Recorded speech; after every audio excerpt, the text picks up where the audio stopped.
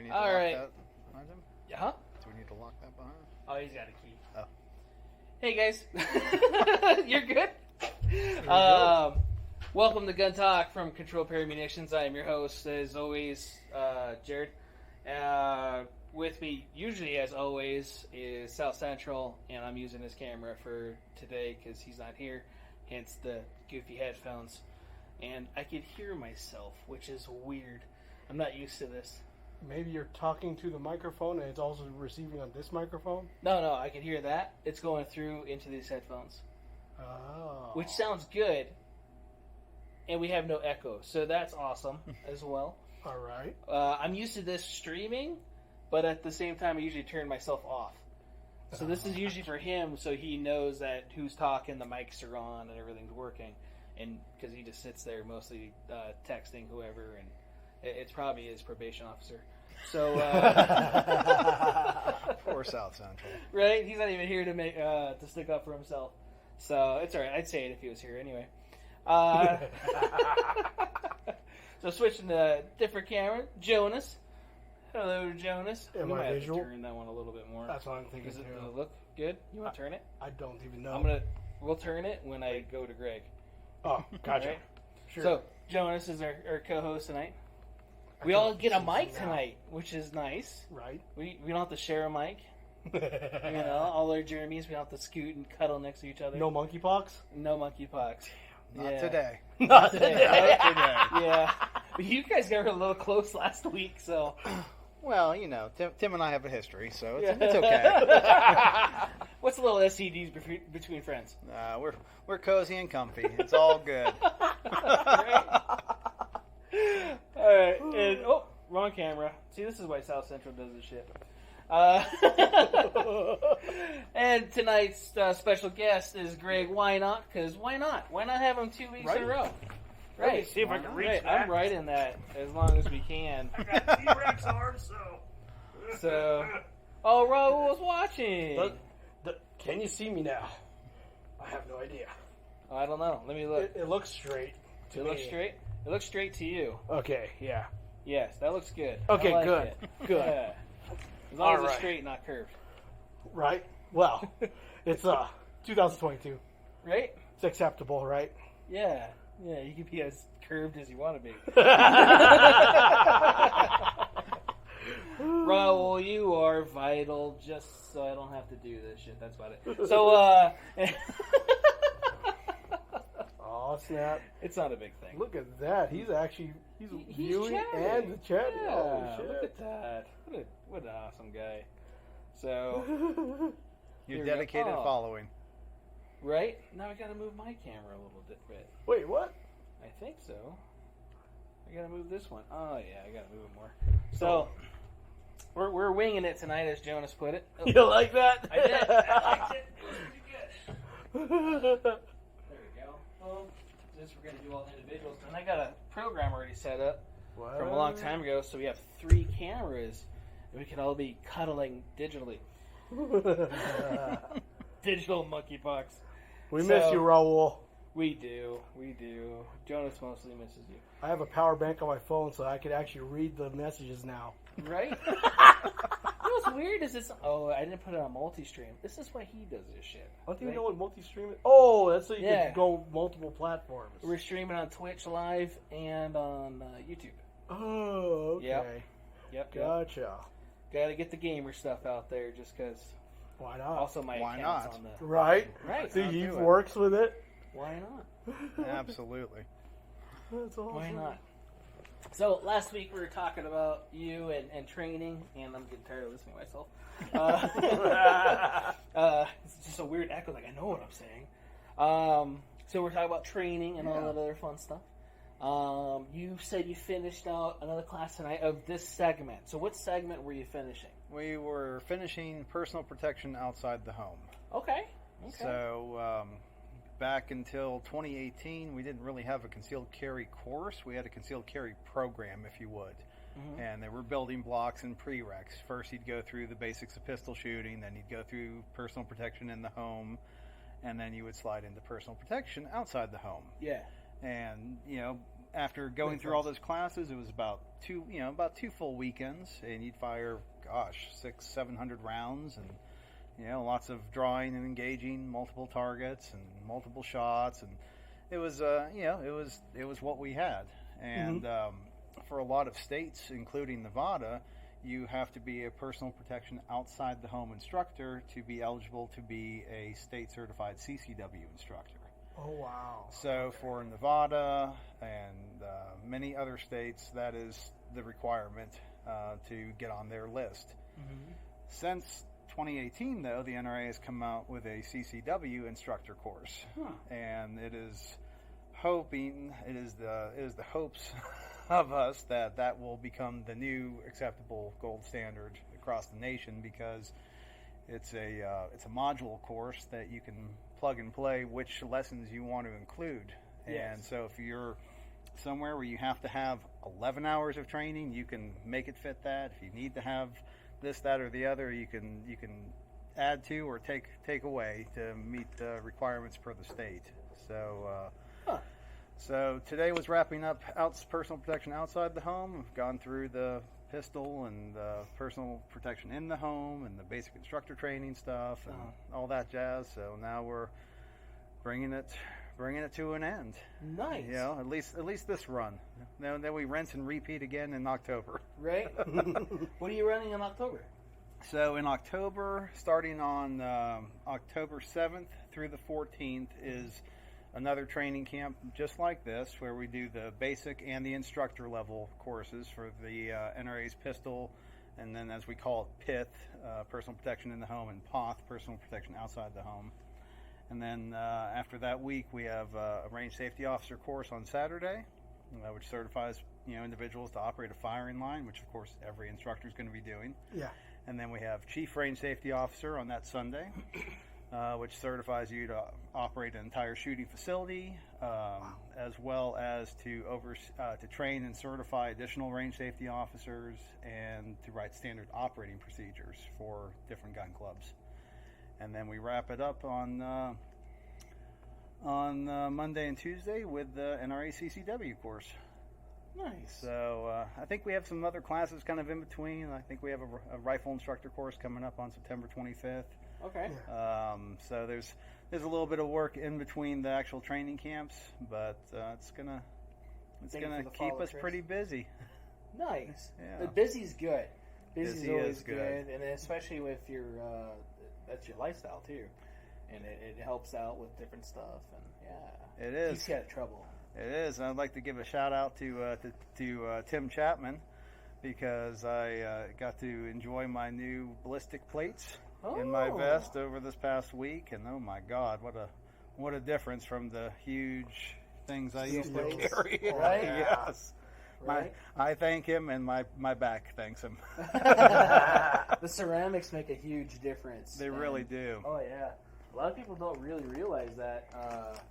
My steel set dry, just the steel set's 24 pounds, 26 pounds, something like that. It's a lot. Without mags or anything.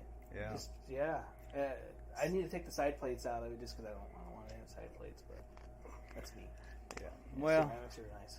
I am happy to just have this, and it keeps me safe, and it also keeps everybody feeling good about what I do for work. Right. Right. Because God, just this week alone, I think I had a gun pointed at me 3-4 times. Jeez. Almost work at a gun store. I know, right? Well, at least in here, they're likely not loaded. You would like to think so. Yeah, likely. You would like to think so. So I'm bringing this gun in for consignment. Okay, now that. Right, or gunsmithing work or something like that. Sometimes we get that. Do you want to fix yours a little bit? What? How do you think you look? You look okay? I think so. All right. Right? Sorry for the random people on Spotify. They're like, what do you talk about? What do you look like? We only hear you. So yeah. Yeah. Right? I think it's fine. No, yeah. I see my face in the square. That's all it works. Yeah. This is just for the YouTubers. So, right? Yeah, the video part of it. Yeah.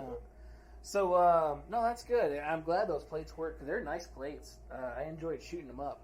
Testing them. Testing them. Testing. Yes, put in science. Yeah, Absolutely. So, yeah. Absolutely. They were fantastic, and well, I'm here, safe and sound. So didn't even have to test them this week. Thank God.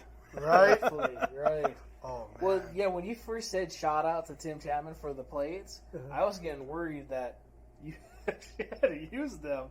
You know, like they helped a lot. The time it took for me to get up off the ground was less with those plates. Right. Yeah, from getting the wind knocked out of me or whatever. Yeah. Oh man. Right. I got hit today in traffic. Some lady rammed into me. Really? Yeah. I was sitting there on my. I was just sitting there at a red light playing on my phone, and all of a sudden, sorry, dog. Right. Scared the dog more than I got hurt, and just like the fuck. And I thought somebody ran into the truck. It's in Northtown, so it's over off of Cheyenne and MLK. And I never would happen there. Right. Never. It's like, oh shit, what was that? You know, who is it? And there it was. I could barely see the top of the windshield of this little import car. And didn't do any damage to the truck and barely damaged hers, you know. Didn't exchange information. Kind of felt, bad and stuff. And yeah. She was, freaking out and like I was going to act all weird. And I started freaking out, though, not with her, just before that. Like, what the hell? Yeah. Because, that doesn't happen. Especially like a little nudge. Right. It really felt like a body fell into the truck. So you didn't jump out of the car and grab your neck and go, "Oh, my spleen," anything Yeah. like that. I thought about it, but my acting has been a little lax lately. So yeah, I don't want to have a poor performance. Who knows? She had a dash camera or anything either, too. You might just be honest to your own detriment. Right. So yeah, that was a little weird. Which I'm glad that she didn't, or it was somebody that was nice too. Yeah. Especially out here, people get out of their car really abrupt. Ready to go, and so I was sitting there thinking to myself, am I gonna get shot? Is this person gonna come out all angry? Why was I stopped at the stoplight? Or are they hitting you as a distraction, and now somebody's going to come from this side to you? Right, which is good thing to bring up in defense outside the home. Yeah, it is your situational awareness, which I was not situationally aware. You do the little, okay, I'm stuck behind a whole bunch of cars. Let me see what's going on my phone. Boom. Was that on your way here? Yeah. Okay. Yeah. Yeah. And just left the other job, and so I was conditioned white at that moment in time, which isn't that often, but it was one of those like, okay, I'm gonna. So you guys know we're going to the colors here in a minute, and what that is, because you teach that right in defense of outside the home. So I was not fully aware. Even if I was, I wouldn't have been able to probably see her coming, or notice until it happened. Just because I could have been noticing the guy walking over there, or the other person that didn't look that. It's not the best area, but it's not the worst area either. So I could have been probably distracted even in condition yellow, So well, it's tough to maintain awareness. It is, and especially in today's day and age where we are always hyper stimulated. Right? Sorry, it's been a long day. See, you taught a course today. So. Yeah, but everyone's hyper-stimulated, especially with our phones and our watches and kids and this, that, and the other. So it's hard to maintain that awareness, but it's so important, especially in a place like Vegas. It is. Oh, yeah. It is. So I can't remember if the NRA goes over the colors the same, because I know depending on the training and the place, the colors are different, but they're similar in a way. So you have white, yellow, orange, red, black, right? Yep. No black. No black, just red. Black. Okay. Yep. Black, you're not aware. Red is alarm. Red is alarm, and then you're alerted, and then you're aware, and then you are just oblivious, not aware to what's going on. Which I would think for most people should pretty much only be when you're asleep, but for a lot of people, it's kind of all the time. It really is, and I like catching myself in that spot. Like I'll admit it. Today, I definitely was in that spot, for that brief time. Yeah. And it caught me. But then again, like, even if I was in a higher condition, would I have been able to do anything? I had a decent amount of room in front of me, but would it have helped? Well, you got hit from behind, so. Right. But there's no one in front. Was there no one in front of you? There was somebody in front of me. It was a big truck. It was. But you had enough room that you didn't get pushed No. into that. It just like dunk. Like seriously, it felt like a body hit me. So that was again my concern. I mean, hey, who, what, where is he? Who dropped in my trunk? Right. Was there somebody in the bed of the truck? Trying to get through the little window because crackheads. Oh yeah, I remember that. Right. In the park. So I still thought that was your brother. Right. That was hysterical. We walk out one night, and was it the first night we were in here? No, it was at the other shop. We were still in the other shop? We were still in the other shop, I think. I thought we just moved over here. Or it was that week we were switching over. Yeah. Yeah. And so it was about 2 years ago, and we walk out. He's parked right in front of the old suite at the corner, and he notices a set of legs in the back of his truck, right? And it had cardboard and shit on it, right? And it was this little Oriental Mexican lady or whatever it was. Some little lady. Sparkly boots. I remember that. Yeah, little flat shoes or something. I remember. But the way that she was dressed, I really thought it was his brother Jim, just because. The sparkly shoes. Yes. So, yeah, I really thought it was his brother. Like, what the hell was your brother in the truck? And thought he was just hanging out here. Cause, I just wanted to sleep or something. Yeah. And so, no, it was just some homeless person sleeping in the back of his truck randomly. Covering himself with 2 pieces of cardboard. Right. Very interesting. Yeah, that was definitely weird. And how did you handle that? I was like, hey, trying to go home. Yeah, can I please use my truck now? Right. Is nap time over? Right. Dude, that was a little awkward. Probably not as awkward. No, I think that was more awkward than the one lady that was passed out on this couch. Yeah. We had a lady pass out over here for, I don't know how many hours. Oh. Somebody said there was a lady over here, and what are you talking about? There's a lady over here. We had no idea. Mm-hmm. So came over and looked, and like, ma'am, she wouldn't wake up. Yeah. And I kept on talking to her. I didn't want to touch her because the last thing you wanted, and then you get sued for exactly, whatever, anything. Yeah. And so she just passed out here and noticed that she had a medicine band on her, like a medical or medical bracelet. band or something. Yeah. Yeah. So like, oh shit, I definitely don't want to touch her now. Did she just get out? Is she on meds? Something like that. So she kind of woke up a little bit and then passed back out. Yep. Right? I'm like, man, what am I? I'm gonna just call 311. I'm gonna get a paramedic to come get her or something. That way at least it's on them. They have liability. Right. Yeah. I mean, we have liability too, but I just don't want to use it. Right. So. Well, nor should you have to. Right. And I still think it was that one Norwegian guy left her there. I think so. Because I don't think she spoke English. No. Well, she did. It was European, the accent and everything. And then she also seemed like she was kind of drugged out of her mind. But wow. Yeah, it was unfortunate, but she did end up leaving. A 311 never picked up. Thank you. Still waiting. So, what they told us not to call for anything on 311 anymore. We just call 911. Really? Anything? I think now somebody was saying when that. When did that happen? I don't know. Somebody was saying the other day, don't call 311 if you need to report anything. Oh, I think that was probably. Was it the Wambacher that said was something it about? I don't know, possibly because he was talking about how they get more calls on 311 now than 911, and it's just difficult for both lines, something like that. Right. I forget. Right. Yeah. Chapman says thank you, by the way, for the shout out. Absolutely. Your brother says that we like his COVID hair with the pink hat. I don't even remember the pink hat, but across the street, so is the hospital. I know the fire department. I probably would have been quicker if I ran across the street to the fire department and got them. instead of calling.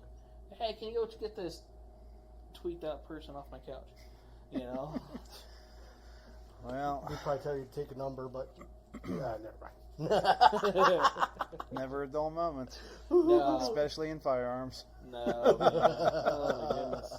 Oh my goodness. So, defense out the home. A lot of that stuff is with and without carrying, right? Kind of giving you your situation awareness, talking about a lot of that type of stuff, right? So It does.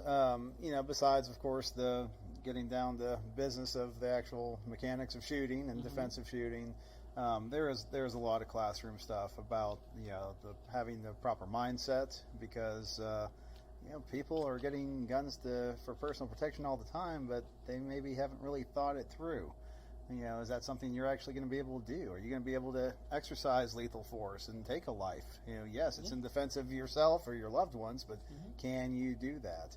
As well as the multitude of other repercussions that we, encounter if we do have to, exercise lethal force, and as well as just things about, maintaining awareness and how to make yourself and your home safer, and how to conduct yourself when you're out in public, and right.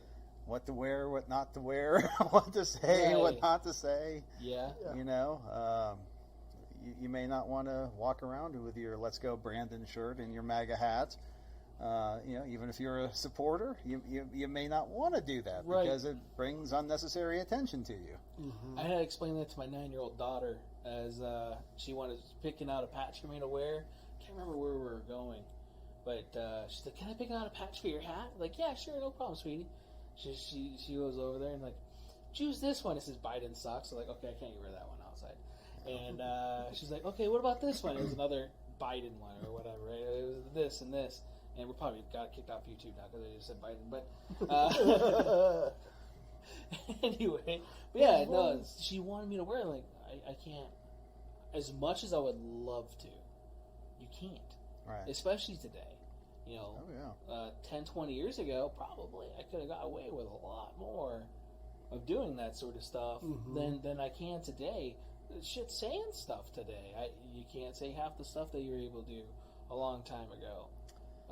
Well, that's true, and some of it is unfortunate, but some of it's also a good thing. Yeah. It's got to be fair, though. That's the thing. It has to be what? It has to be fair, though. Yeah, it does. It does. But, times have changed. We're changing, and some of that change is not a bad thing. But, you can't just speak as freely as we once did. Not like our fathers or grandfathers. That's for sure. Right. That was a different time. So, yeah. Which some of them would be like, man, that'd be kind of cool. But, yeah, then again, looking back, too, it's kind of a good thing that some of that's not allowed. As far as certain things go. Yeah. Well, I've kind of just gotten used to that because that's how it is in classes. We don't discuss politics in class. We don't discuss religion in class. We don't discuss kind of like my life in the Freemasons. We don't talk about those things. Why? Because they're controversial items, and we're all about peace and harmony. we don't need that. Right. Yeah, but most of our gun guys and girls out there, are definitely on a certain side, and they want to talk about that, and that's great. That's great for a break, but not in the classroom. No. Yeah. That's not what we came here for.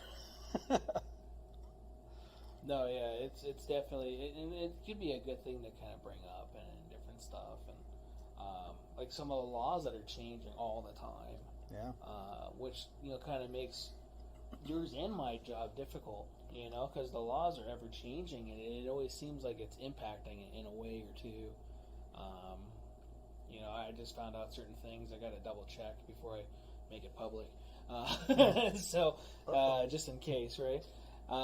But yeah, there was a few things that got brought to my attention recently, to where it was kind of I don't think that's right, but that's weird how that's a thing now. Yeah. Like training. Weren't they trying to outlaw training for a short period of time, or not? There was something to go along with. I can't remember what it was, but they're regulating some form of training for. I think it was coming out like a year or two ago. Is that a Nevada thing, or are we I talking don't on a remember. larger scale? I thought it was a larger scale. Hmm. But I don't think it was just directly firearms training. I think it was like overall training. I think it got squashed, but it was one of those things that they were looking at implementing. Like, we get those papers from whoever it is.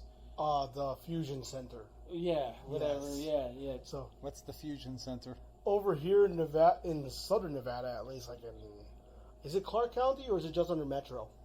Like it says Metro on the thing. so it's LVMPD and like some federal agencies. They do run what's called the Fusion Center, and it's supposed to be like kind of like awareness of terrorism kind of activities, stuff like it's hard to explain, but it tells you like on the worksheet. It's like give us contact us if you have a customer that's say asking about body armor or X amount of high capacity magazines or something like that. So trying to figure out if you got somebody who's stockpiling for another mass shooting around here. Exactly. Or something like that. Yeah. So military training overseas. If they come in looking for body armor and if they have experience overseas. I remember overseas. That. Yeah. Where it's like, okay, I got a military guy, probably got training overseas. He might actually like guns because he's been around them his whole life and he enjoys going out and having fun with them. But I'm supposed to do what with this? And he wants armor because he's smart and doesn't want a bunch of guns pointed at him by random people at the range. Right. Yeah, not a off the wall concept, but no. But things that make sense sometimes get lost in new laws. Right. Yeah. Some of the stuff on the forums they make sense because it's like if they don't look like they should be able to pick up the firearm, make sure they can't. Like, okay. That's a normal thing. If they can't pass a background check, don't let them have it. But, okay, I'm pretty sure we don't do that. Or sounds like FFL, basics right there. Right, yeah. A lot of it was kind of like that. So that's in the end part of it. So when I showed it to people, like, oh, well, all this stuff makes sense. Like, okay, but just pay attention to the first parts. Right. Why is it in the beginning for one? Why is it even here? Mm-hmm. And it changes every month. They give me a new paper. I think Did you? Yeah. I thought it was only every half year. No, I get it. I should just start keeping them. That way. Oh, shit. They change. Sometimes they're thicker than normal. Sometimes, I don't know. Yeah, I know. I remember one of our prompts during 2020 was like 5 pages. Yeah. Yeah. Right. I remember that. Definitely had a few. I don't know why for 2020. Well, it is hard to keep up with all the new rules and regulations and statutes and whatever. I know I had a guest speaker because during the personal protection courses, you either bring in a judge or an attorney or a post certified law enforcement officer to talk about the laws. Mm-hmm. And one of my other students from last year is a post certified law enforcement officer, so he came in as one of my guest speakers, and I enjoyed it, but I was also kind of wondering about some of it because the Nevada laws are definitely very different from Florida. Right. And it's hard to stay on top of all of them, especially if you're traveling around. It is. Oh, yeah. We just got asked the question for a law thing, and it's for this viewer's dad, HR 218, Mm-hmm. which I had to look up because I had no idea what it was. It's what allows retired law enforcement to continue to carry. I'm glad you guys know. So yeah, I'm like, oh no, is this a new HR, whatever it is? So, but it's asking about picking up a firearm because it's being able to conceal carry because of the badge. Unfortunately, in the state of Nevada, you still need a concealed carry permit for it a valid one, in order for you to pick up a firearm without. You have to fill out the form. It's a form of showing of transference, but to be waived of the $25 background check or being called in, unless it's a private party underneath the newish law from 2000 January 1st. 2020. 2020. Yeah. 2020. Yeah. Well, if you look on the 4473, it says no NICS check because of state ID, Right. not federal. Right. So that's Yes. almost. But even like self-explanatory. with law enforcement stuff here, we have to have them do background checks, Yes. even with the current badge. Mhm. So unfortunately, that's something that doesn't apply here. And now in other states, that may not be a thing. Shit. In some states, they don't have to pay a background check fee. They have to just go straight through the FBI NICS program. Mhm. Where when we get people that moved out of state here, like, what do you mean have to pay $25? What do you mean have to wait several hours or a couple days? Like, well, I gotta call somebody, and I gotta go spend 8 hours calling somebody. And yeah, trust me, we have nightmares of the music. So we don't want to do it, but we're doing it because that's what we have to do. It's our duty, Right. to ensure Right. that we do not put firearms in the wrong people's hands. Exactly. And here in the state of Nevada, we have to use that.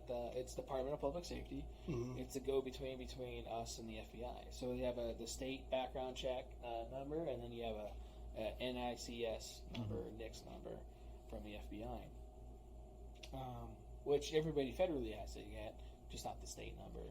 So I would like to say that there's probably another state that does it like that too. At least we only have to wait a few hours instead of like 30 days, right? Right. Is it 30 days for California? California is 10 days cool down period before you could pick up the firearm, and 30 days before you can purchase another center fire, long gun, and or handgun. I think. It's and I think they have a DROS number as well, or something like that. Yeah. Yeah. Yeah, we don't like sending guns there either. Oh my god. We've had to send a couple, like, okay, wait, is it on the roster? Or, oh no, it's Yeah. going to a cop, which Yep. then it's okay-ish. And then we have to do a DOJ letter. The CFL CID is needed, because we actually have a CFL CID. I don't remember how it means. I don't know what it is either. We had to do it. We had to register on some website. But good thing it's only once a year. Right. But that Ross, it's funny, that DOJ letter, it literally automated once you get a CFLC exemption. It's interesting. Right. Which was Yeah. kind of neat, and then you just email it over. But it was weird how we had to go through a little bit extra steps of having to do that. Yeah. Shipping stuff over there. I remember the last firearm store I worked at. We sold a guy at a gun show, which had it shipped to an FFL to get everything done right, just in case anybody special is listening. But it was a SIG 938, and SIG 938 was on the roster. It was good. Yeah. Low capacity magazine. It was single action. It met all the little requirements, and also the number and everything was on there. Mm-hmm. Unfortunately, because SIG makes so many different versions of that firearm, Right. that particular one wasn't on the roster. Oh, no. So 7 of the 8 worked. That was the one he wasn't, Of course. or whatever it was at that time. It was something really stupid, That sucks. right? And the guy was really upset with us. Like, dude, we don't have no idea. Yeah. All we saw, it was good. It looked good on our end. We know what's good in our state, and we Yeah. try to do our due diligence at a gun show with hundreds of people around us with really shitty internet. Yeah. Like, oh, I don't know. What's today's California roster going to be like? Which is ever changing, Yeah. So, which brings up another thing. When we have Don Green on here, I'll have him bring it up too. Black powder guns. Yeah. Is a firearm. I thought you can sell it to the state because. Well, we have to look into that more. So, there was something, and even like an unlawful person can't have one. Okay. So, where you would think that because it's a black powder and it's not, unless it's X amount of years old. What? I- So it's like CNR Yeah, style? kind of. Okay. Which I mean, is, I kind of remember you being able to order these directly from places like Midway and Oh, yeah. stuff like right, and it that. gets delivered to your house, and it's Yeah. a black powder gun, muzzleloader. Yeah. And it didn't matter who you were or whatever. But that shit, a long time ago, we used to be able to order shotguns and get it delivered to our house. That's true. So, From the Sears and Roebuck catalog. right. If you want to go even back further than that, yeah. Yeah. Because the next Brady check didn't come out to 94, I think, 93, 94. I don't remember. Yeah. I only know that because of a YouTube video I watched. I was watching Power Rangers then, so Was yours the green one, or? I like the pink one. Oh, I like the pink one too. Good. It is. Same reason? It is. Probably. Yeah. It's odd how I remember her name too. She still looks the same. Yeah, she doesn't look too much different. Yeah. She's not like some of those other 80s and 90s stars that went and got a whole bunch of reconstructive surgery. I have no idea what they look like anymore. Oh man, even freaking what's her name? The one from Dirty Dancing, you barely recognize her. What? Which one? The one that played Baby? Yeah. No. You What's her can't name? recognize Jennifer her. Grey? Jennifer She doesn't Grey, look the yeah. same? No, No, she doesn't look the same at all. Yeah, she looks different. Completely Really? different. Yeah. Yeah. She was so beautiful. Yeah, and she probably thinks she still is. Right. Okay. You know, if you're into the cat ladies, then maybe so. Oh, so Right. she had a lot of... She had a lot of work done. Oh, I'm sorry. Yeah. Your brother, Kimberly. Yeah. Susie Q. That's right. She was Susie Q. That's right. That was a good movie. Yeah, I had never seen it. Yeah. So It was like a made-for-TV movie. was it? Yeah, it was good, actually. Interesting enough. You're definitely welcome, street sleepers. So we answered the 218 question. And, but yeah, I really had to look that thing up. Like, oh crap, I don't know. I was going to look it up on here. Then I had this fear that it would lag out everything and probably close our stream up. Use the phone then. Yeah, that's why I use the phone, just in case. But, so, God, we got way off topic. We were talking about defense outside the home. Went to the 218. Got all over the place. That's okay. Right. So, what? You teach in all 50 states? I haven't taught in all 50 yet, but you know, with these credentials, you are certified to instruct in all 50 states. That is cool. It is cool, you know, because it's a certification. It's not a licensure, so it's not state governed, but it is obviously state accepted everywhere because that's usually what you are looking for from your CCW instructors is that they are an NRA certified instructor. Right. So yeah, it's pretty nice to be able to go anywhere and do this gig. Yeah. Have you thought about opening up some classes before January 1st, 2023 in Illinois? I heard something about Illinois Right. changing their laws on something. Illinois is again. becoming the Purge movie. Oh my god. Yeah. So I gotta ask, what is the most difficult state to teach in? Right. I am guessing it will end up being California when we make it out there, which will probably be next spring. But laws are going to change. we also try to go to very gun friendly states, and also states that do have these different requirements for their CCW instructors, because then we can market better for it. Right. So I don't see us spending a lot of time in Illinois, New York, California. That just doesn't seem appealing. Maybe for vacay, we'll go hit Napa Valley and check all that out. But otherwise, it's going to be limited and very controlled trainings in those areas because there is so much you have to be concerned about. Right. And the alphabet soup after my name does not contain JD. I'm not an attorney. And I don't want to play one, so it's like, okay, we'll. I'd rather be safe than sorry when it comes to doing some of these trainings. Because I know California, they do have like a release schedule, pretty much, of laws when they will roll out in effect. Yeah, it's weird. Yeah, it's like you're already planning when you're banning things. Wow. Yeah. In Illinois, they have like 3 different sets on mag capacity laws, from what I saw. I know what California can't go under. You have to have 10 or under, right? Yeah. And then I think New York's the same. Yeah. Colorado's 15. Well, New York, it depends on which part of New York. No, I think it's all. It's all New York now. It's all New York. It's all state now. Yeah. Okay. Because upstate was pretty much the only place that had guns, but they're still pretty regulated. Mm-hmm. And then they got even more regulated. I don't know. I think that as far as we're concerned, it really doesn't matter which state it is. But obviously, just like anybody else, we got to check the regulations and the statutes and make sure that we're good going into that state. That's all you can do.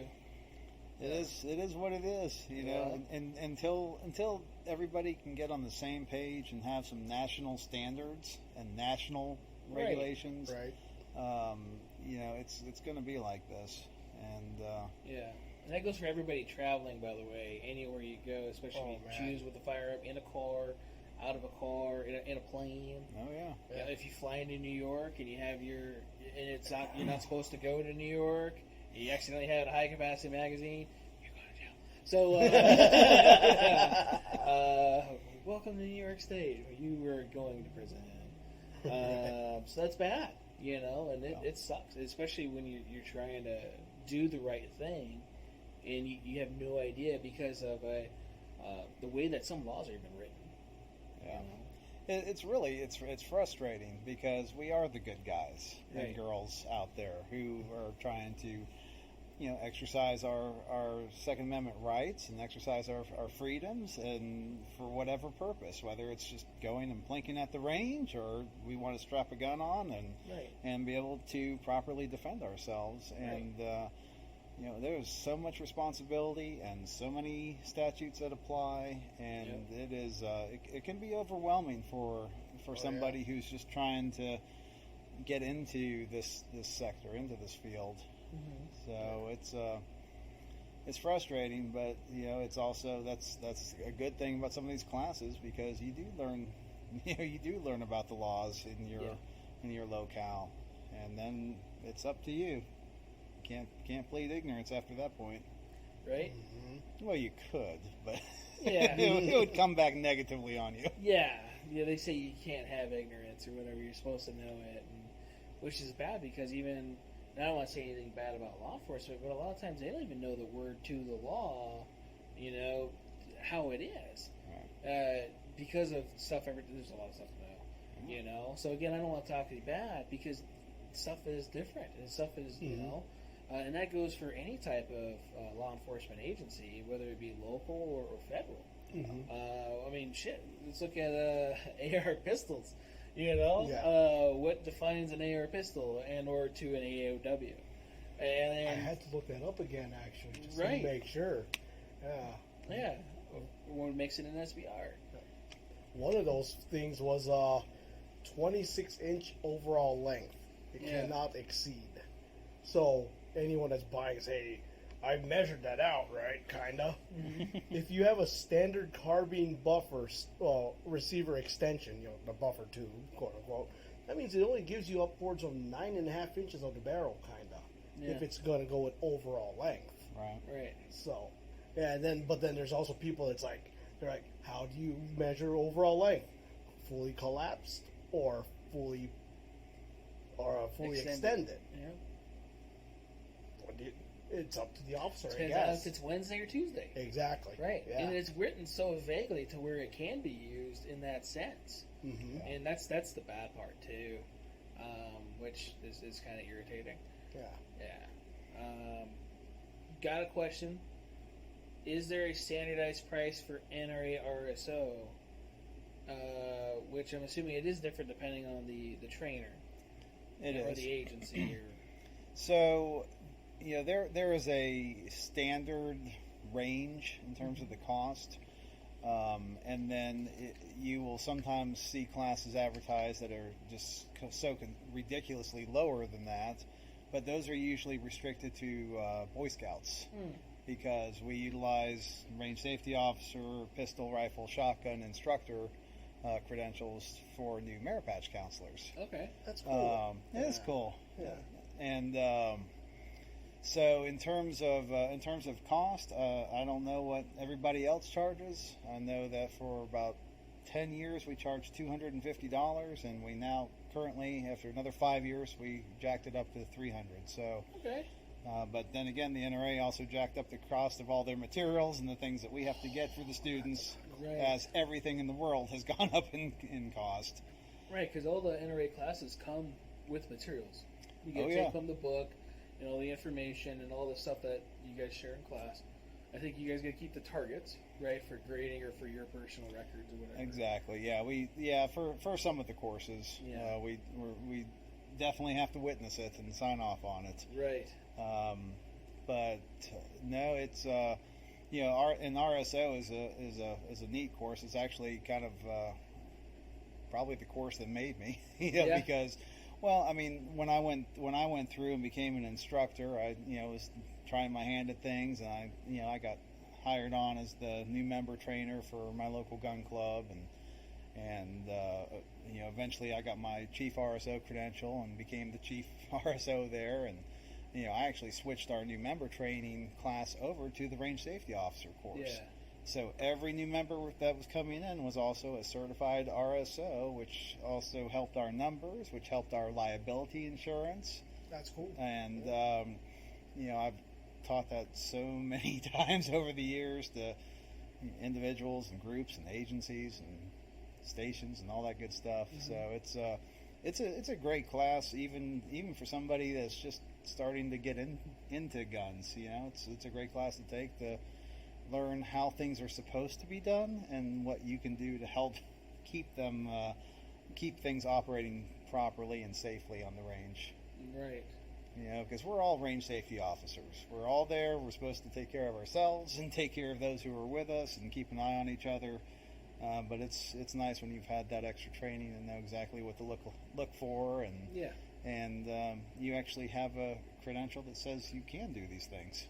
Right. Instead of, well, I was a range officer 30 years ago in the Coast Guard. Really? The Coast Guard? Okay. Yeah. Whatever. Things might be a little different now. We still want to keep it downrange all the time, but, Right. Things have grown and adapted. So, long story short, around $250, $300 is the going rate for those classes. Okay. And that is a course that you would receive a credential card, at the end of it, as well as a certificate. Okay, good to know. How long do certificates last? Your certification is good for 2 years. Okay. And then after 2 years, you do not have to go through the course again, but you do have to, of course, pay the NRA again for your recertification fees. And it's done, based on whether you're an NRA member or not. NRA members have a lower cost for renewals, as well as, what was the other thing I was going to say? I don't know. Renewal certs. I completely lost. Do what? Renewal of certs. Oh yeah, every 2 years. Every 2 years. You just have to pay your fees to the NRA. Okay. Back in the day, you used to have to teach X number of classes. Not just RSO, but like for instructors, you had to teach X number of students and X number of classes, and then you're eligible to be recertified. Oh. And unfortunately, they went away with that. So we have tons of instructors out there who've gone through the trainings, hold the credentials, maybe never used them, or 5 or 10 years later go, I think I'll try my hand at this. Meanwhile, we've had 5 text provisions of the handbooks and the lesson plans, and it's like, oh my God. Right. You want to do this, And yeah. I appreciate anybody who just wants more knowledge, because that's just going to get rid of that ignorance and carelessness that most people have when it comes to firearms. But, right. I also wish people would actually utilize some of these things a little more. Yes. Yeah. Especially if you are trying to train people, and at least you can give them the right information. I think a lot of that too, with it being to where you don't have to go do X amount of classes or even re-qualify or retake something or whatever too. We get a little complacent in a lot of our stuff and stagnant, and you're going to have a lot of those classes that are going to kind of suck, I think. Well, the one thing that you do have to redo is the basic instructor training. Okay. So before going through a discipline, you have to go through the student level, the basic course, and then you have to go through basic instructor training, which is all the policies and procedures and whatnot of being a trainer, and then you go through the discipline specific. So if you go through BIT, as we call it, basic instructor training, you have 2 years to get other credentials. After 2 years, you then have to go through that training again. Okay. I mean, it's not terrible, but at the same token, that text hasn't been revised in a number of years. Right. It's the exact same one.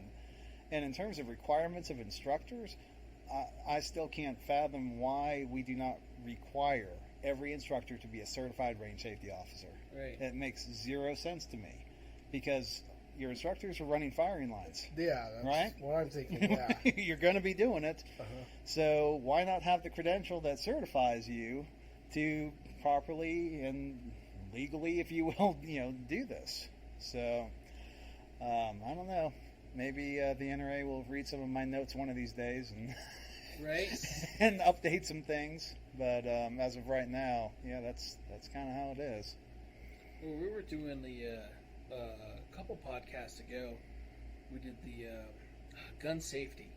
Mhm. Remember? So we printed out the NRA gun safety rules and regs of how to your basic rules. of firearm handling. Always keeping the gun pointed in the safe direction. Always keeping your finger off the trigger until ready to shoot, and always keeping your gun unloaded until ready to use. Right. Those. Yes. So it was different from the NSSF and or the normal 4 basic ones that everybody generally knows. Now there was a lot more than 4, and there is more than 4 than the 4 basic. But I don't remember, and I don't think that it had treated that it was like it was loaded on either the NSSF and or the NRA one. No. Which was weird to me, and it was like, okay. Well, it kind of says that already. If you're gonna make sure that gun's pointed in a safe direction, that safe direction means if it discharges, nothing is destroyed, nobody's killed.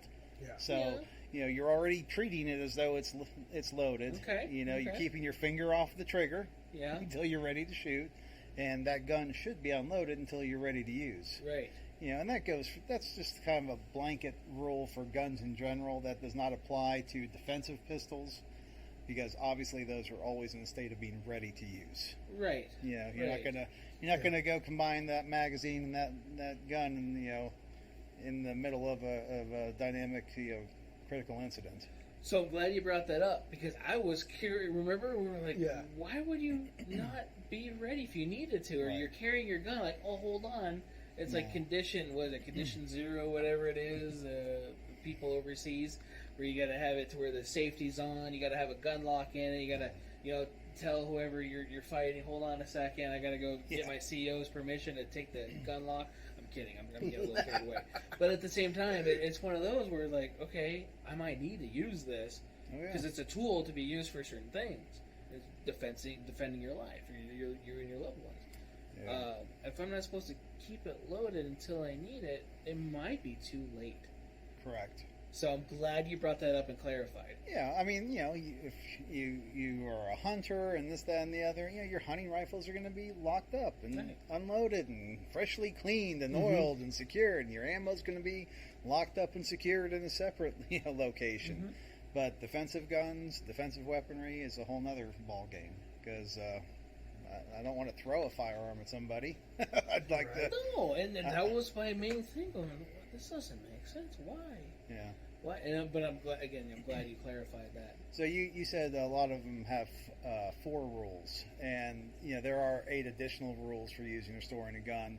And the very first one listed on that is what I use as a 4th rule, and that is know your target and what is beyond. Yes. That was there. That they shared that one. Yeah. They shared the. No, one had keep your finger off the trigger until you're ready to use it. The other one didn't have that one. There's something about the manual thumb safety. Something about the manual safety engaged or something like that. It was something. I think that was the NSSF though. It could have been. Yeah. But that's the thing, we were comparing to the couple big ones as far as who puts out gun safety law information. So I figured NRA would be a good one, and then the NSSF who puts on. I remember. I think it was do not trust the manual safety, something like that. Yeah, something like that. Don't trust the manual safety, as it still may fire, which is a good thing. It's a mechanical device, and they can fail, and they do fail. Right. Remington 700. Wait, my bad. Right. They did good things. Just not with the safety. Right. Or you hit the buttstock on those. You do the Grandmaster J firing. Oh, the AR one. Yeah. Yeah, some old bolt guns where they get those 2 lighted triggers. Yeah. You get them to set. So, yeah, be careful on that one. But then again, that's taking the gun out of factory specifications and modifying it to a point to where it can be unsafe. And I think it said something about that, too, Yes. modifications. Yeah. But, yeah, again, we were just comparing those as far as that goes. So Well, if you want to do a little history lesson, which I'll keep it very brief because I'm the only Dr. Wynot that doesn't do history history teaching. The NRA was founded in 1871. We've been around a long time, and the materials that have been used and taught through the NRA has been there for a long time. So, how many ways can you reinvent the wheel? When you have, these different organizations coming out and they're having their rules and their guidelines, this, that, and the other, everybody borrowed it from somebody. Oh yeah. Oh, that's true. And it's usually the oldest name and game in town. And when it comes to firearms, it's always been the NRA. Right. Well, like car manufacturers back in the day were like that too. In the 50s, we had Ford and GM stealing shit from each other. Yeah. You had the Bel Air and the Fairlane. Was that the one that Ford Fairlane? Yeah, that they look the same. Did they I look forget the the Ford same? one because I don't really care about Ford. So I don't remember them. That was the Oh, Fairlane. okay. Probably in the 60s. You're Yeah. right. Yeah, 'cause the they did 50s, look very 60s. similar. Then the El Camino and the Ranchero and Oh, yeah. I had a Yeah. couple of El Caminos. Those were fun. They're useful. Yeah. And they were comfortable. Exactly. Especially the SS ones. Mm-hmm. Oh, beauty. Oh, yeah. Jim, speak English when you're asking questions. He says Jeebus was NRA was for military. What? I don't know what that says. James Jen Walther P22. I don't know if you knew. Oh, so what he's talking about is because the manual thumb safety thing we brought up. I remember my first time shooting. My buddy James, he had a Walther P22. We intentionally put it into safe, and I was still able to shoot the entire magazine through. Oh, my God. But it was a known flaw Yeah. in the Walther P22 at that time. Just one of the many. One of the many. Not saying anything bad. Looking for sponsorships, Walter. Oh, I'll own one again. I'm Oh not yeah, a you had a Walter fan. PK380, didn't you? Well, yeah, we had a PK380. I've had a CCP. I've Why? had that was Okay, never mind. And then it wasn't my choice. A long time ago, but Okay, just I saying. had one. And the PPQ. And the PPQ. He was a cool gun. It was a good gun, but I couldn't hit anything with it. I think it came with Really? a rubber barrel. I Is couldn't that hit- for curving the bullet? Yes, Yeah. yes. It was the gun. John Wicking it or Yeah, something? wanted. Wanted, yes. That's it. So, but yeah, I couldn't hit anything with it, and I gave it to a buddy of mine before we lost our private party to transfer a lot of stuff. But No, I get it. We gotta make sure I make that clear in case anybody else is watching. But I gave it to him. He was helping me out here at the shop, and it wouldn't do me any good. Like, you just keep this fucking thing. My HK did a lot better, and it was the competitor with the HK VP9. And I mean, shit, the VP9 is the one that I shoot with you guys with the dueling tree, and I use my pinky. Yeah. So I love that gun. I have it upside down, and I use my pinky and the trigger finger. So just to show that I can do it.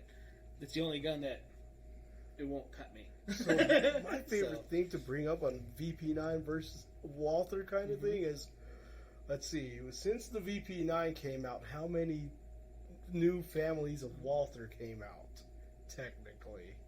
Because there's the Walther PPQ, there's Right. now the PDP to go against the The VP9. PDP, I don't think is as nice as the PPQ is as far as Right. the function or the trigger feel. Because the PPQ had a really smooth, almost too smooth of a trigger. It had the best striker fire trigger on the market. Yeah. But to the point to where if you go to Clark County Shooting Complex, for example, and you look at their pistol range, you look at the awning, you will see holes. And a lot of that is from and for people, nice. yeah. So it's not going to keep me dry if it rains out there? It might not. You might get a little... about that. And we don't have straight rain here in Nevada because it's always windy. So, like, you will get... It's like Forrest Gump. We get it from the side. We get it from even the bottom. Because it's splashing on them in the lake. Such a good movie. We got water from the road. It's my wife's favorite movie. Forrest Gump. It is a classic. That's a smart woman. Yes, she is. Yes, she is. So here he clarified. Was the NRA instruction made for military doctrine? Was it made for military? Yeah, doctrine. No, it was not made for them. However, the military does incorporate it a lot. I've had many military contracts over the years, and I've found that most of the military groups that want this type of instruction are actually the special forces groups. Oh, wow. Because, well, they have their training, but a lot of the basics and a lot of those fundamentals get sorely forgotten very quickly, and it's a nice way to bring you back around to that and then rebuild on top of it. No, I didn't even think about that. That makes sense. Yeah. Because even shooting like competition stuff, I'll start overthinking a lot of things. Like, okay, basics. You know, front sight trigger pulls, front sight. You know, don't over squeeze the gun. Make sure everything is not talking about defensive shooting, but just basic shooting. It's so much of it is psychological. Yep. And you know, when we start getting frustrated and start doing things a little differently, and you start overanalyzing, overthinking, then you're throwing shots here, there, and everywhere. Yep. And it's like, slow down, take some breaths, let's get back to it. Back to the basics. You gotta, what is it? Crawl, walk, run? Yeah, something like that. Something like that. So KISS is always a good one to go up for that one. Keep it simple, stupid. Yep. Absolutely. But no, it is definitely something though that is used in for law enforcement as well as for military. Okay. And it's the same training that civilians can also go through if they would like to. Right. So. Right. And definitely recommend training. I'm looking at the camera. Well, and it doesn't even have to be with Greg. And no offense, it did training. You know, yeah, but why not get trained by Why Greg? not get trained by Why Not? Yeah. I mean, he's here. He's special, you know. Not special. You know, right? My bus is waiting. I was curious why that little bus was out there earlier. That's awesome. But no, and you are out here to do this, which is really good. But even no matter where you are in the country, you know, get training. And get training from multiple people and multiple groups. And, you know, like I'm strictly NRA, and I have my own reasons that we don't need to get into why I don't do USCCA. It doesn't mean that any of their stuff is bad, wrong. You know, it's just that's another approach to it, and that's another presentation. But again, you know, you think about the trainings. Where did it all kind of start coming from? It came from the NRA. Yeah. I mean, I remember their first classes that they were putting together. It was a complete ripoff of our stuff, and that's okay. You know, if you're gonna add to it and build on it and make it your own, then that's cool. I understand the infancy. Now we're years later down the road, and they're doing their thing, and it's tons of different groups that do their own types of trainings. So it's good to get exposed to it. Oh yeah. Yeah. Plus, you know, this teacher may have told you this, but it didn't sink in until this one did. Right. It could have been the exact same thing sometimes. Yeah. We're like, well, I've heard that before. Where did I hear that? Yeah. Well, the last time you went and got training. Exactly. Yeah. And it's always good to go out because even sometimes too, interpersonal. Some people just don't click well, you know, with certain people or whatever else too. So don't get discouraged if you go to a class and think that all the classes are going to be the same. And don't get discouraged if you go to one class and you have a really bad experience, because I know that a lot of people go to trainers, and we have a lot of ex-military, ex-law enforcement trainers out there who have forgotten that they're no longer in the military or in that department and still conduct their trainings that way. Yeah. And that might be great for a certain demographic, but it may be terrible for others. Right. So, definitely don't get frustrated. Keep looking. There are good instructors out there. I could rattle off a handful of them right here in Vegas, not because I train them, but because I have seen them in action. Yeah. Probably because I trained them. Right. And, and it's a necessity. Right. We waste money on so many things in life, and you really cannot put a price tag on your personal protection and that of your family. Right. So if you're going to go spend $800 on a gun and go buy ammo at $1 a round and get your holster and everything else, maybe sink a few $100s into some classes and make sure you know how to operate it correctly. Right. And efficiently. Right. That kind of goes into where sometimes, and in some cases, you do get what you pay for. There's some classes that cost a lot. Like yours is actually in the low medium, as opposed to a lot of other places. Yeah. I was looking at doing the level 1, getting that on, but it's always when I'm teaching classes, so I can never do the whole complete NRA thing.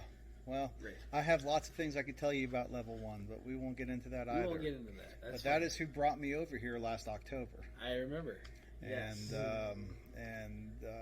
Let's just say that there are the correct ways of doing things, and there are other people's ways. Right. And it's also a good thing to find somebody who's credible and who actually takes care of not only their students, but also adhering to the NRA standards. Right. So yeah. Okay. Well, we'll just have to figure out a training camp instead Right. of their thing on one of these visits where you can sneak off and get some training Right. in. A lot of it's schedule, and then trying to get all of it in and doing it appropriately too, Yeah. because it doesn't happen. But I was looking at doing that. There was one I don't know the name, and I wouldn't put it out there anyway, no matter how horrible it was or how good it was, just because we could have a bad day, could have whatever it is. But there was one. It was like $50 for the training class, right? And I'm like, you know what, $50, I'll go. Yeah, let's let's try try it. Right, Yeah. it's $50. And it was at Clark County. It was with the shooting group I was with at the time. And we all go up there. I think I took Greg. To Greg. I remember we talked about this one. Yeah. Lord. And so Greg and I are there. And I could have used $50 for something else. Yeah. Towards a different class. And again, it could have been just, I don't know, maybe he wasn't ready for that many people or what it was. But then I also did math too. So this is the thing.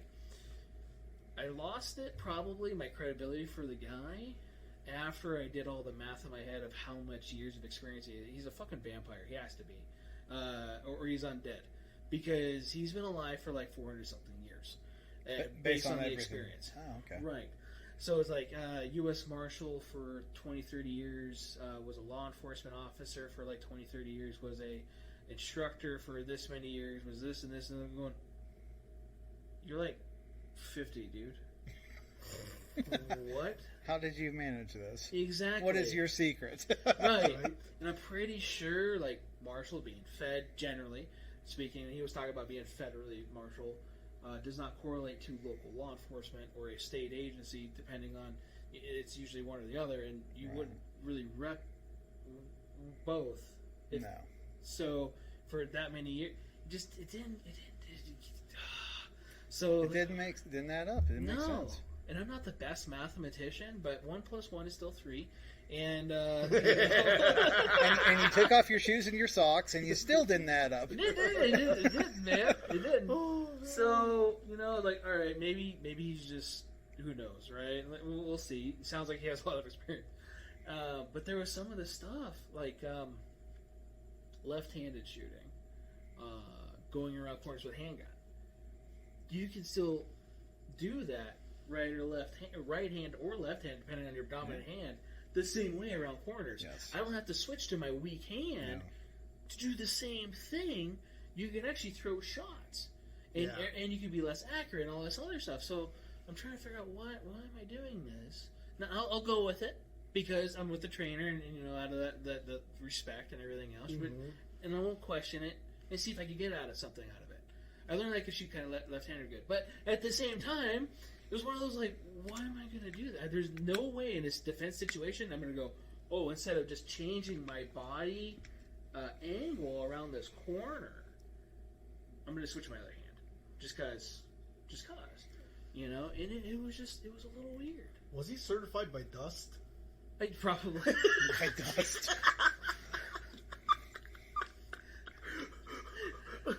Do you know who that guy is? No. Oh my god. I still, you know what? I tried to look up his videos. Yeah. All his videos are fucking gone. They wiped them? Yeah, they're pretty much all gone, and they're all like shorts now. So, if you're not familiar with Detroit Urban Survival Training, No, but I'm gonna have to check it out. Apparently, yes, please, or whatever's left of it. It's hysterical because it's all. Anyway, The great guy. pillar. Right? So, just out of curiosity, because we teach shooting with both hands, Yeah. and unsupported, weak hand, unsupported dominant hand, etc. And I understand you were dealing with a specific, specific training of clearing a room or using cover and using that barricade there, if you will. But I mean, there are practical aspects of that too. Because what if that dominant hand gets shot or knifed or whatever? And I understand that part. But it sounded like he was just wanting you to switch hands and do it that way, but you're still doing it two-handed. Right. Which didn't make any sense because there was no thought of injury or anything to where it just didn't make sense. And I get that part too because you can get injured or something. Oh yeah. And then you're gonna have to rely on your opposite hand, and I get that. But it was just around this corner we're gonna do something different. So you have the potential of discharging the firearm. You have the potential of losing control of the firearm. Right. You have potential of failures because of the firearm. Weak-handed, you have that failure as well. Yeah. Magazine droppment, if depending on the firearm and your hand, hitting the magazine release. Oh shit. And you can't go, time out, Mr. Bad Guy. Yeah, you can't do that. No, they don't play by those rules. So $50, and it was just terrible. It was terrible, and that was I think the first class I ever took Greg to, and he's like, are all these classes like this? No. I am so sorry. But you know what? It kind of goes back to the old saying: you get what you pay for. You do get what you pay for, and again, why I want to bring up why your classes are actually a good price. I look for stuff in the $200 range.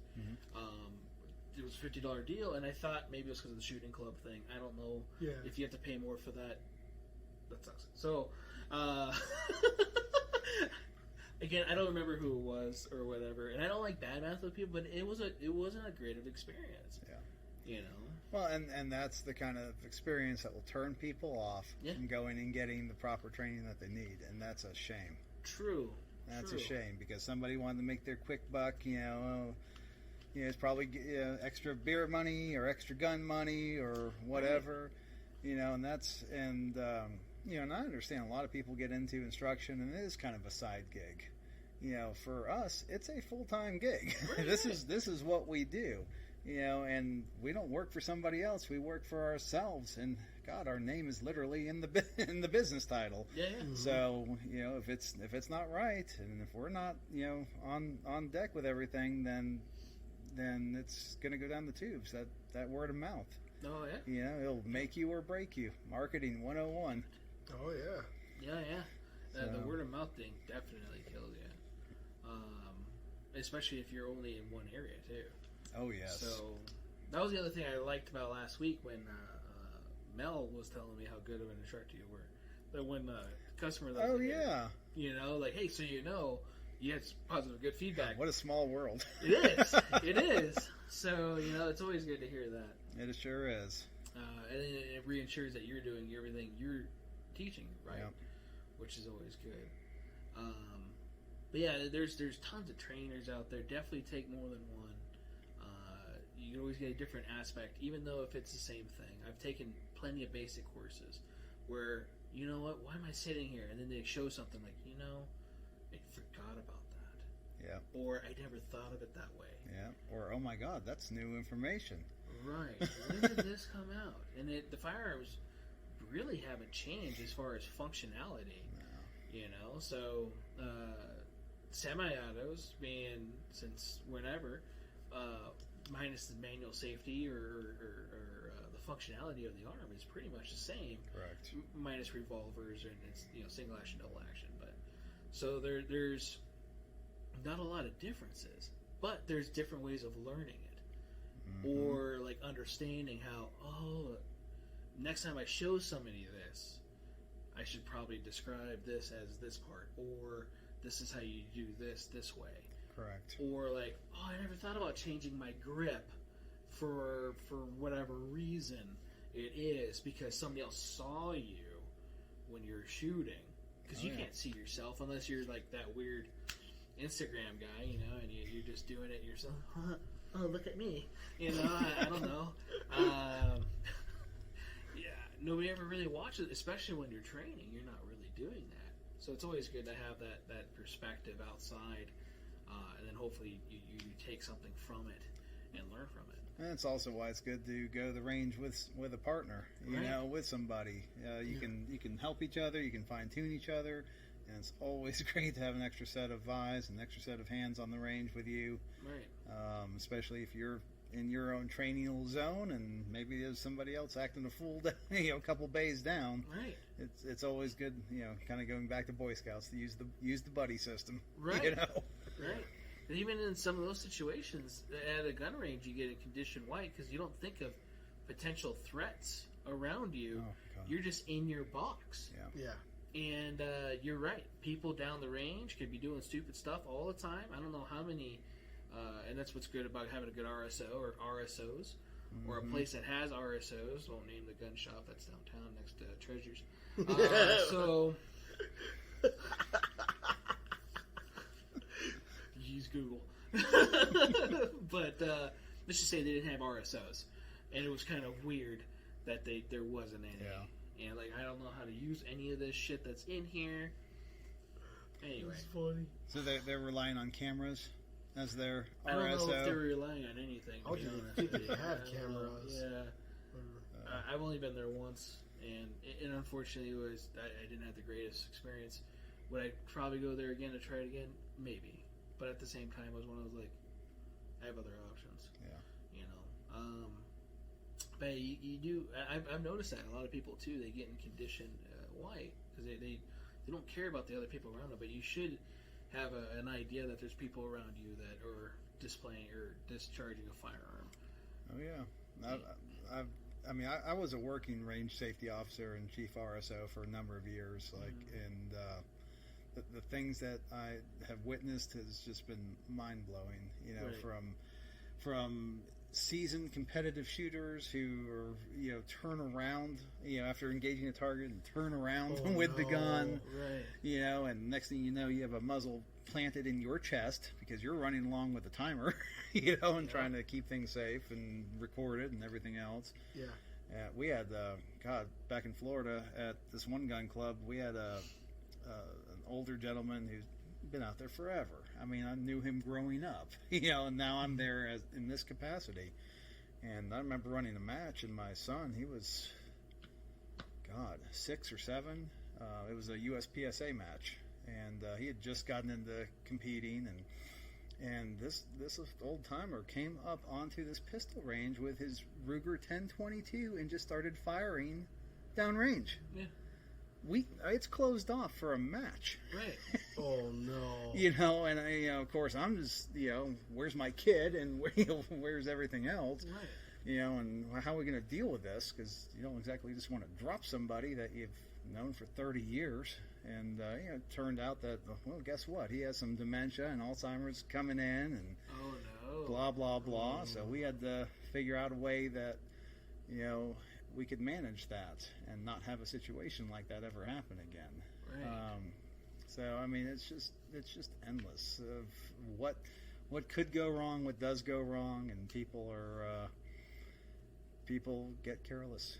They do. It's that whole, the main causes of firearm accidents: ignorance and carelessness. Yep.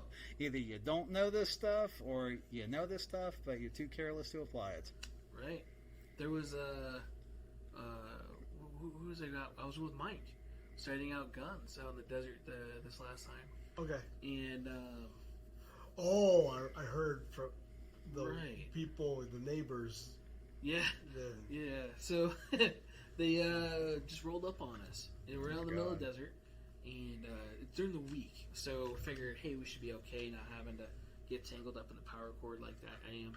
And so, being sorry, buddy, I wake you up. I know he's a cutie. We're sitting out there, we're firing, and with the Air Pro on, we hear a car coming up. It's a little closer, and it's an old beat up BMW, and it kind of does a little U-turn around us. Okay, what are they doing? What's going on? And so they get out of their car, and they're like, "Yeah, let's go. Get ready to shoot." Like, we're down range with targets. No, this isn't going to happen. So we kind of hurry up, and they're not shooting yet. No. Yet. So, pretty much wasn't living up to the rule of making sure there was a firing line, people downrange, people not downrange. I've been on the desert so many times where I've seen people, their buddies are setting up targets, and they're shooting the shit next to them. Like, they just set up this target, they're not even 5 feet away, and all of a sudden they're getting shots at it. And what are you doing? Can we leave so I don't witness a murder? Right. I do not want to be here. This is when we need to go. That's how it is sometimes. And even public ranges. Because this is the desert. This is like all, no holds barred out there, which you're supposed to... Common sense is supposed to be a thing. What? You're giving a lot of credit to a lot of people. Right. Well, I haven't been to Sloan since 2013, so Right. let's put it that way. I'm never going back there. Yeah. Unlike you, like living in a war zone. So, Oh man. they had to move the yardage away from the freeway because of that one Really? kid. Oh yeah, I remember that. Yeah. Yeah.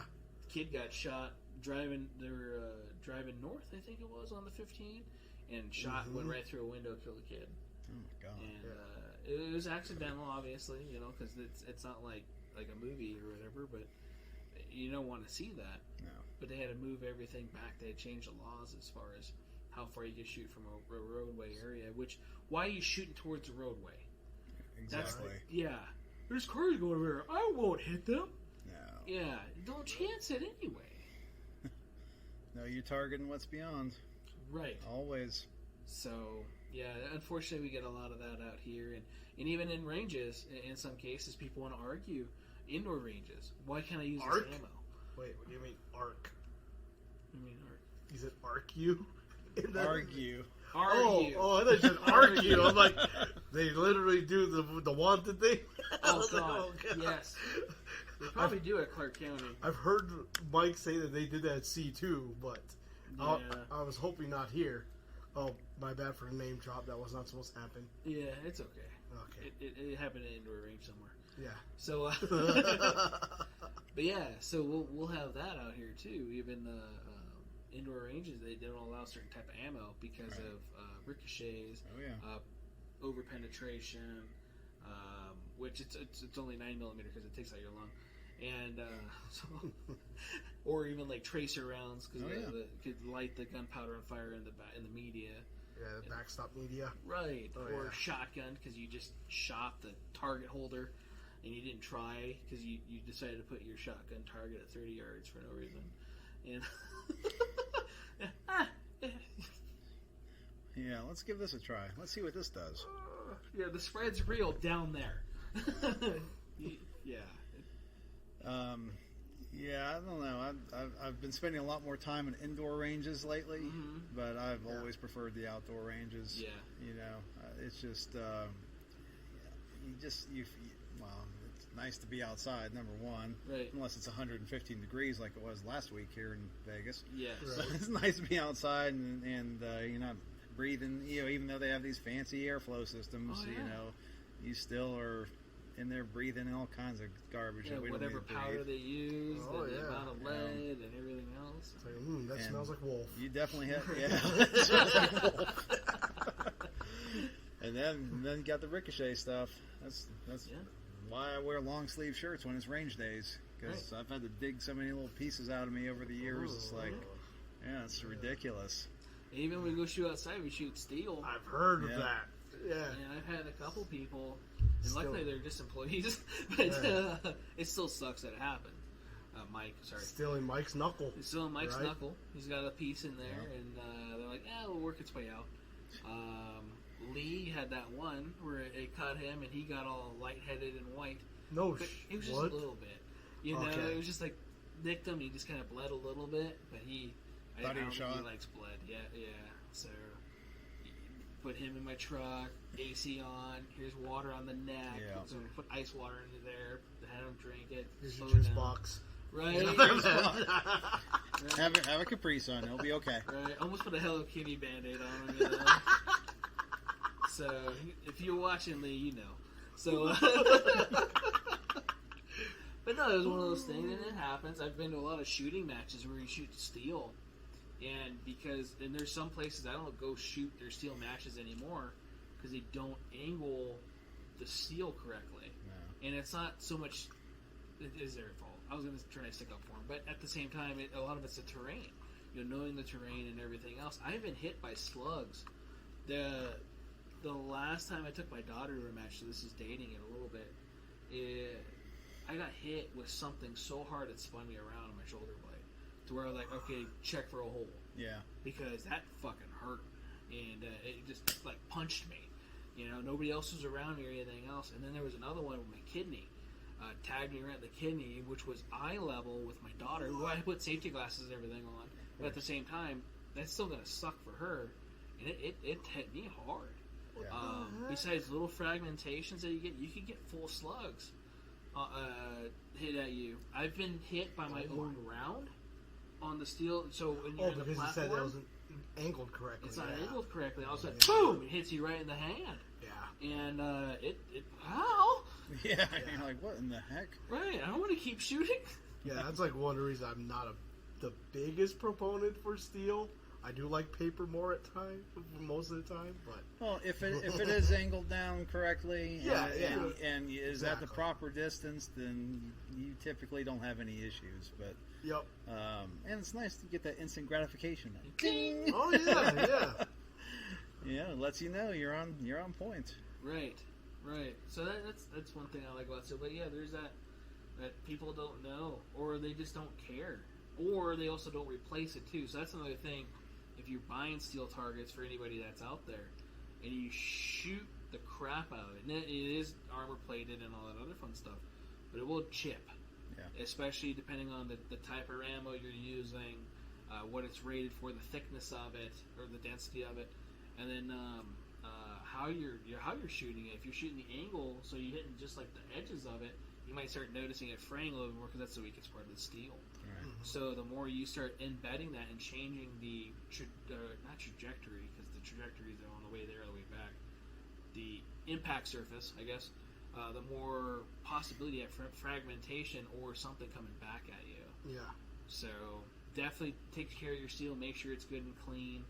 I wouldn't probably recommend grinding it, because you lose the thickness of its severity. But I would also not go and try to make your own steel targets. I would definitely spend some money and buy the correct ones. I've been at different shooting facilities where Joe Blow made these on, in his garage out back. Well, that's great. He saved a little bit of money, but it's like shattering. It's cracking. It's not doing things it should be doing. It's somehow firing back at me. Yeah. Right. This is kind of awkward. Which is good defensive shooting practice. Right. It got replicated all on its own. Serpentine. Oh, it's horrible. We had a customer we sold dueling tree to, and the dueling tree had angle iron for the center, so that wasn't armored, but the pucks were. Right.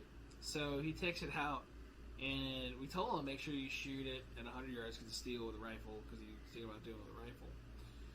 And I guess he didn't understand that the center part was different. So he just turned that thing into Swiss cheese. Oh my god! Right, and then tried to warranty it out with you.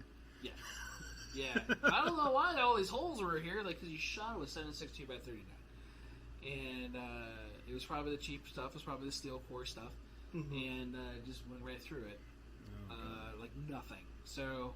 Adam, who used to work with us, I remember that. Yeah, him and I were out back welding this damn thing, welding it, grinding it, because it's just angle iron, just to fill in the holes, repaint it and everything else.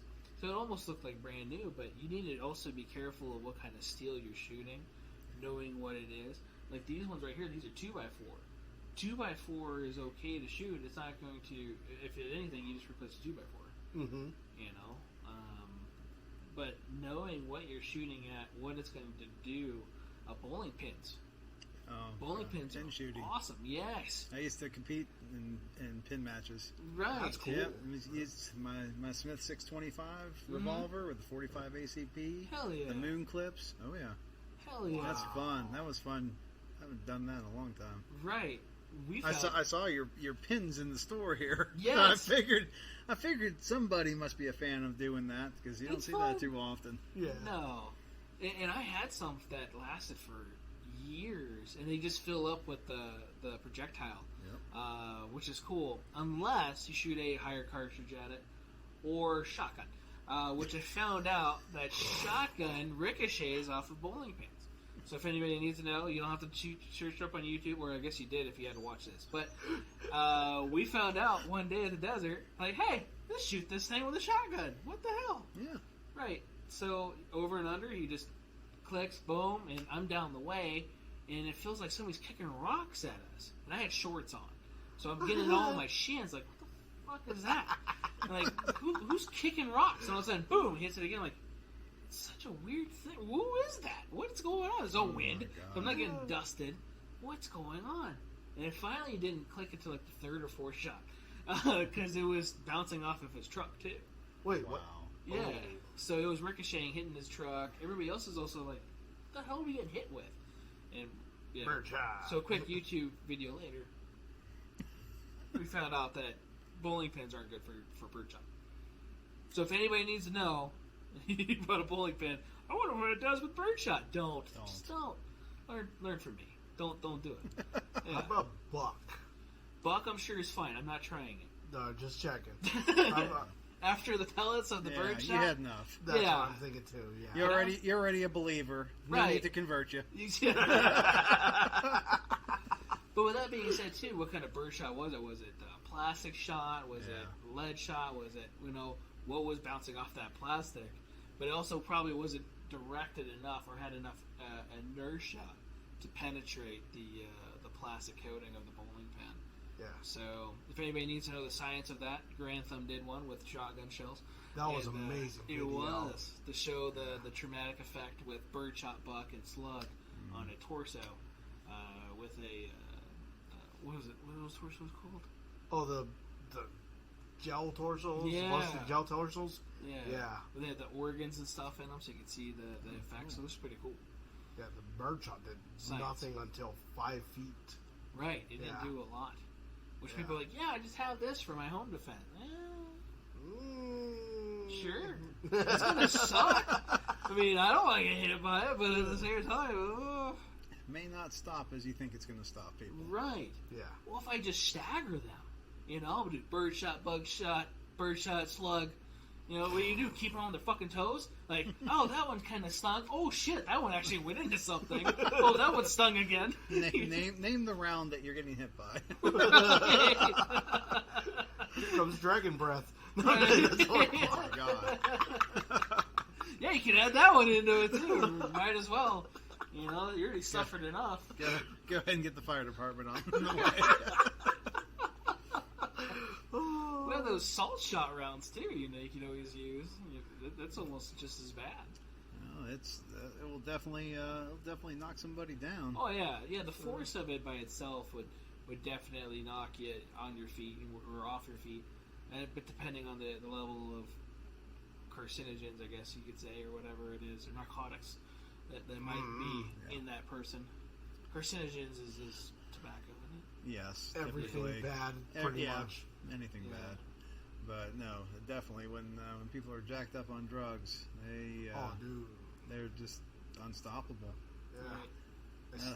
Had a buddy of mine who was a Tallahassee Police Department officer, and he had somebody who was sitting on the couch who'd been shot 14 times telling his story as to why he did what he did.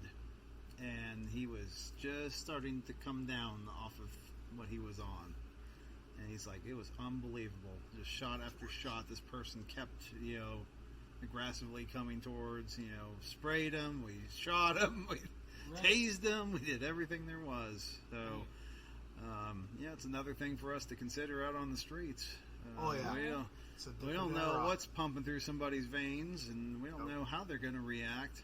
They're already squirrely enough as it is, and then something like, something goes haywire, and we find ourselves in that situation we hope we never do, and the rounds are hitting, but they're not stopping the way 14. They... Yeah, 14. That's a whole magazine almost. Yeah. Adrenaline's a pain. It was two people that engaged him. Oh wow! Wow. So different. And this was a huge fella.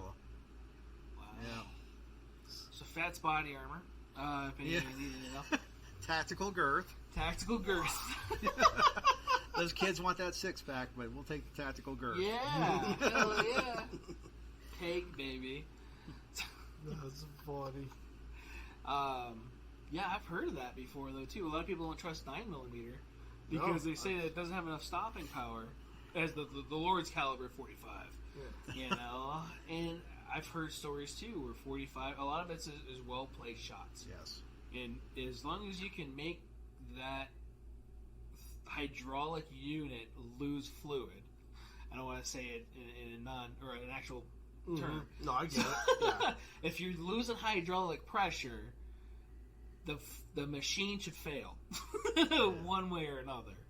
So eventually, yes, eventually, especially with whatever's in it, should be helping the flow of hydraulics. But you're right. The smaller the caliber, the better shot placement, and typically more shots that you need to place. Right. But you can hit somebody once with a 45 and they're still going. You can hit somebody once with a 22 and drop them. It's all about how efficient you are. Right. And that's something we talk about a lot because it's like the personal protection courses. They want you to come in there with a 38 special or higher, or a 9mm or higher. Sometimes people can't progress to that. Sometimes people are stuck at a 380 or stuck at this. It doesn't matter as long as you are confident with it and you are you are efficient with it. Then you're going to be okay. Yeah, absolutely. We have people like that all the time where they'll come in and like, well, what's a good caliber for self-defense? It's like, well, it depends on who you ask. 2, it's the one that you're comfortable with. Yeah. If I could give you the biggest, baddest gun in the world, but if you can't operate, it's paperweight. Yeah.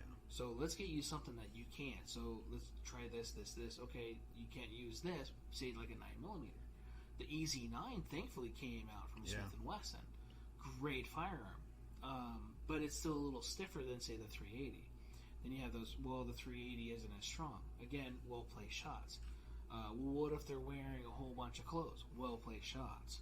And then also, that's going to suck, getting hit by several rounds, especially in the same spot, no matter if it penetrated or not. More than likely, you're going to start penetrating if you're getting in that same area. Yeah. 22,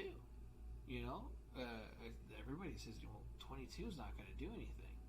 Well, I beg to differ. If I put 10 shots in a quarter on somebody, more than likely I did something. Also, I never want to get shot. If anybody wants to know, I never want to get photoshopped.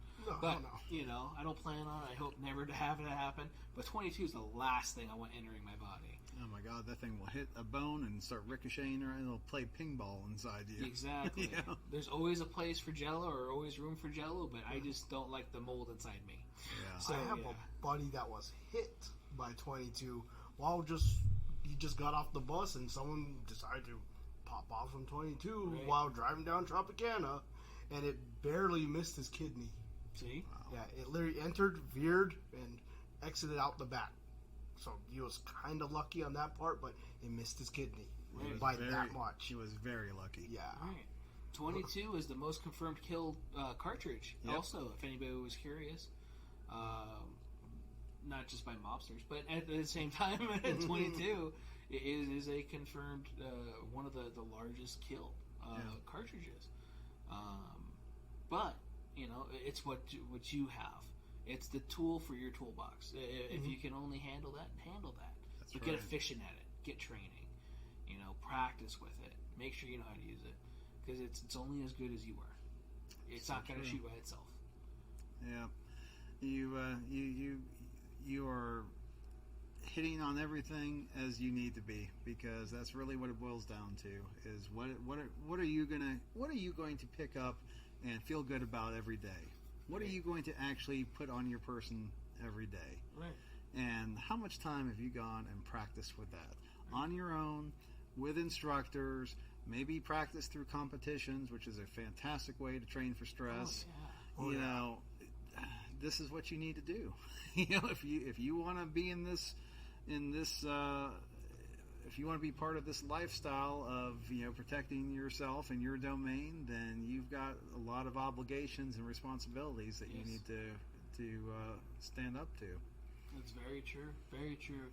And then even if you were to choose a caliber of choice, whether it be 9.3, 40, 45, make sure your firearm fires the cartridge you purchase. So if it's 22, it can't be picky. Make sure it's a round that works in that firearm. Make sure it's clean and oiled, and that goes for every gun. 380 could also be very picky. I've seen 9mm be very picky and jam and cause issues. Well, it's semi-auto. Revolvers don't jam. Bullshit. I've had revolvers come in with ammo jammed in the gun, and the cylinder won't turn. Now you have live ammo in a gun that, all I really need to do is hit that firing pin just a little bit. Depending on how old it is, it may or may not work that well. And so anything mechanical can fail and or jam, and make sure your mechanical device, your tool, works appropriately Every time. every time. It has to be functionally reliable, Right. which means it's going to fire every time. Right. If you go out and you go, hey, this is that new cool set of hollow points that I've seen on Facebook or whatever, whatever. So, I'm gonna go try that. Make sure it works in your gun. Don't go spend the however many dollars it is because it looks cool. Go get that new RIP ammunition. And, Oh God. And then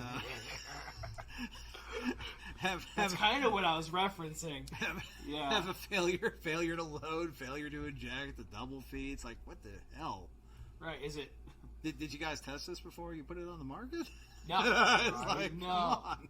So if anybody is not aware, and if you're listening, or even we don't have it, I've never carried that in the store. I've never wanted to carry that in the store, liability purposes too. But at the same time, it doesn't work. And at the times that it has worked, it can also cause you such more legal stress than a normal functioning hollow point would.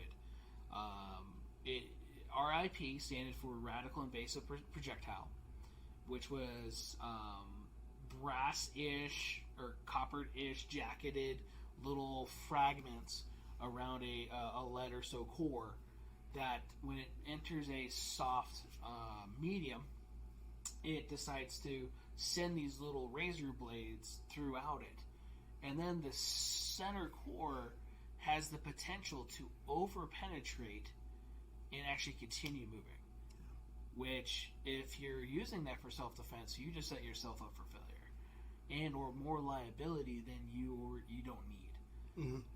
So I do not recommend that. If you have that, awesome. Keep them on a shelf and be like, hey, we used to be able to buy this. Like Black Talons. Right. Back in the day. Hey, those work. So Yes, they did. They did. They worked really very well. So, Oh, yeah. They- Brutal. they became outlawed because of how well they worked. If I'll see if I have them with us. If I do, pop back over here. I'll show you some spent casings, spent bullets.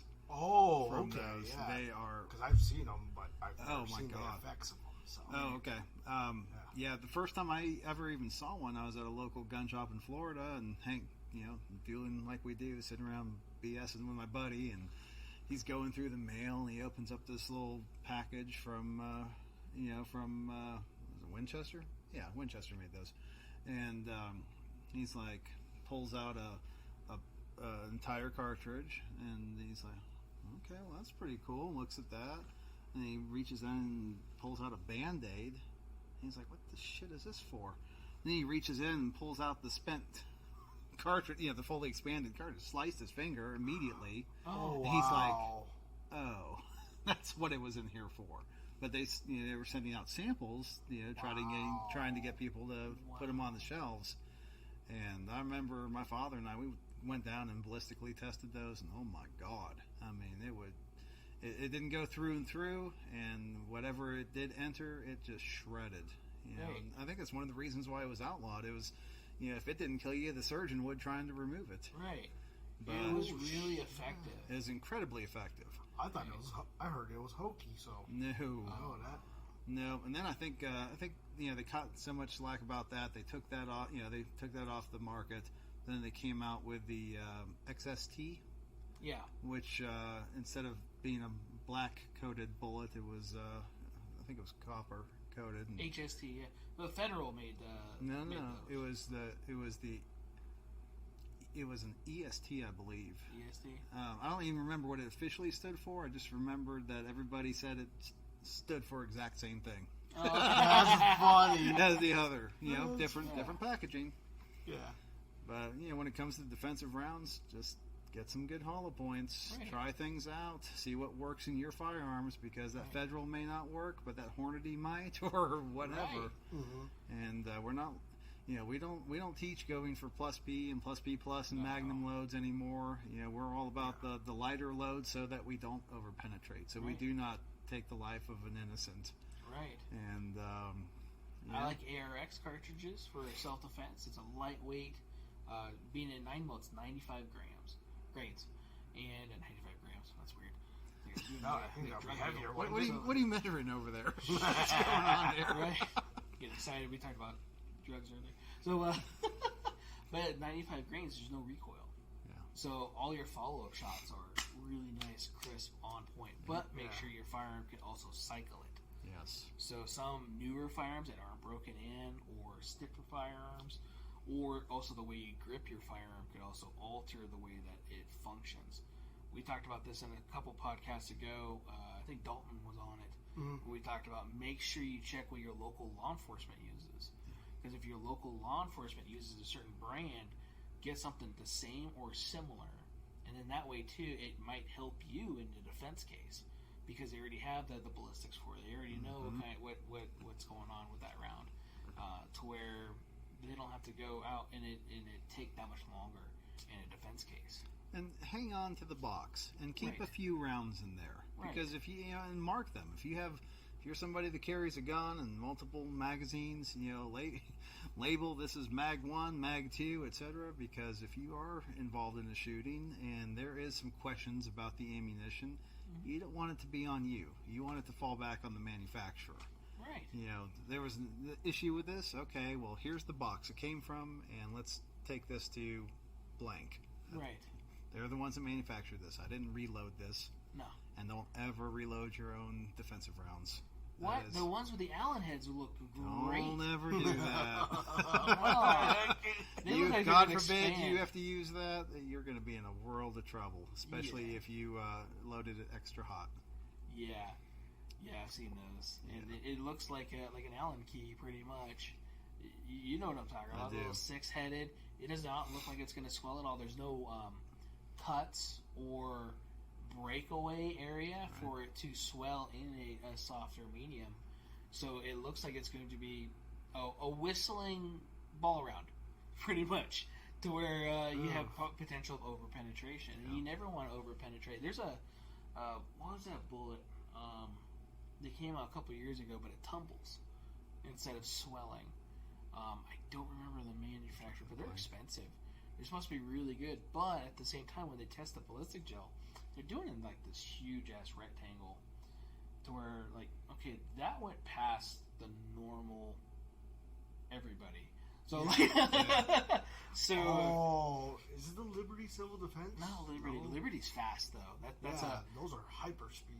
Yeah, and it doesn't matter how. Well, I guess it kind of matters how fast the projectile gets down there, but at the same time, you gotta think about what's in front of your target and what's beyond your target, because over penetrating and or under penetrating, I guess.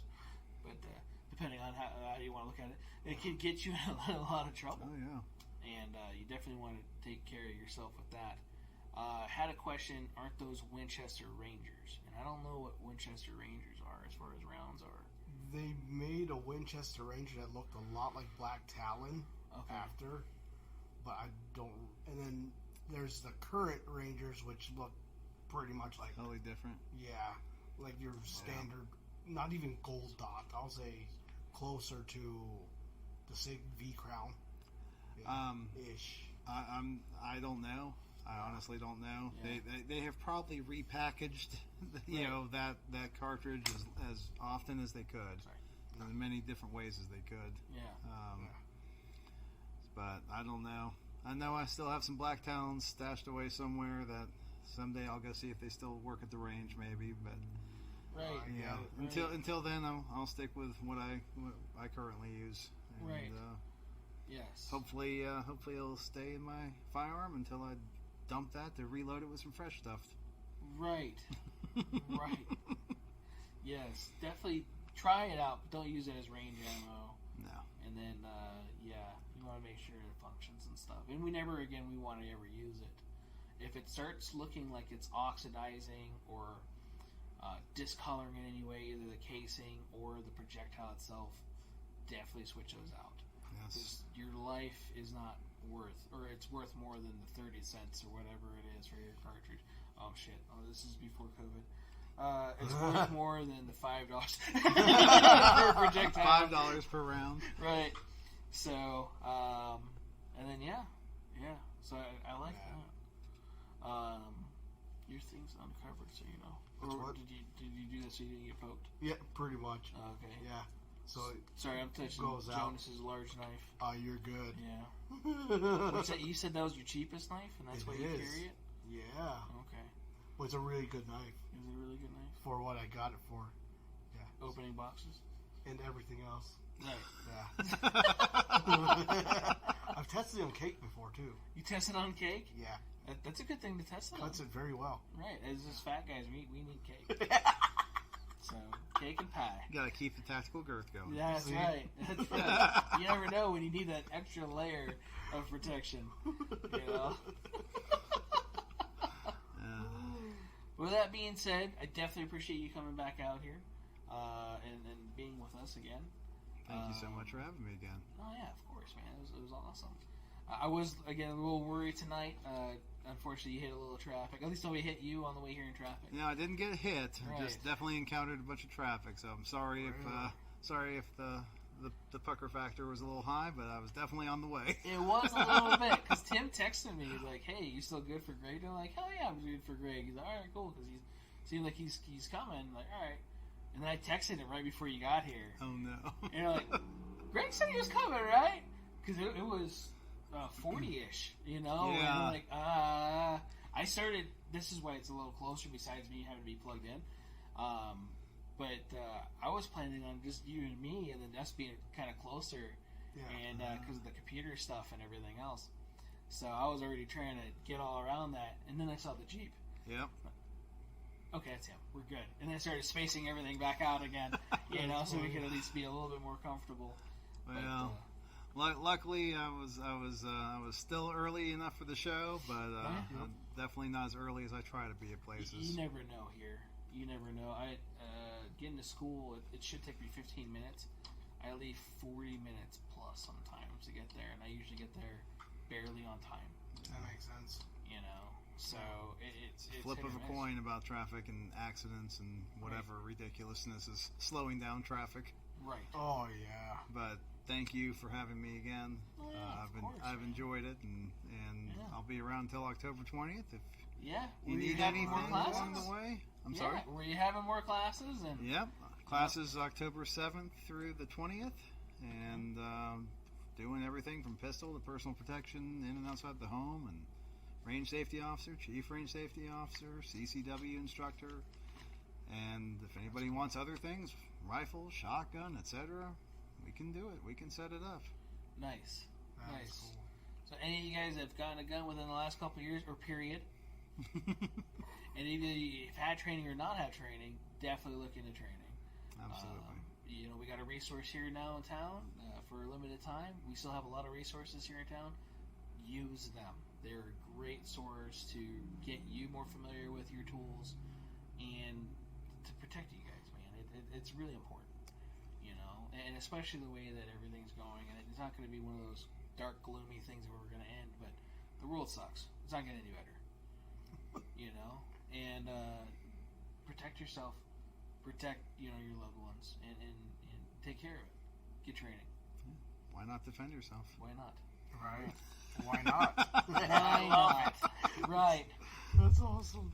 So, with that being said, in case you guys don't remember, we have our audio podcast, which, this podcast, it goes every Thursday at 7-ish. We're almost on time tonight. Oh, I know. Almost. We It were wasn't very your close. Yeah, No, so, you're right. Don't care anybody. I still had to put some stuff away, too. So Right, I it was get Jonas's fault. my Right, bad. He had to work. So, Nah, you're good. damn you for working. So, Well, when stuff's so high up. right? Yeah, he had to get a ladder because we have Greg. So Greg on his knees with his hands up is the same height as him standing up with his hands up. Oh, Lord. Full reach. Full reach. Yeah, like full stretch. It's Right. nuts. When we found that out, that's been hysterical. Yeah. So, I'll have to pop in here on a stocking day. right. Definitely a little different. So, if you have not checked our podcast website, which has all of our links, where you can click those and see or hear on any type of media that you want to choose, whether it be Spotify or iTunes if you're communist. If Google podcast, had to do the iTunes thing.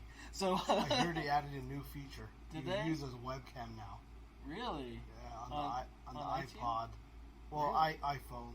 Yeah. iPhone. See, I don't think they make iPods anymore. You're right. Yeah. That's like 2 years ago, huh?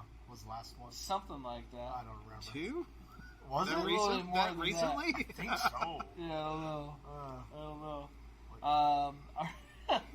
Our links are being displayed if you guys ever wanted to figure out where to do any of that. Greg's information is also below in the description. It hasn't changed since last week. If anybody was curious and has not seen last week's episode or has listened to it, because I think I have to copy all the descriptions and stuff over. It should go into the audio podcast stuff. It should. I don't know. I don't know how that part works.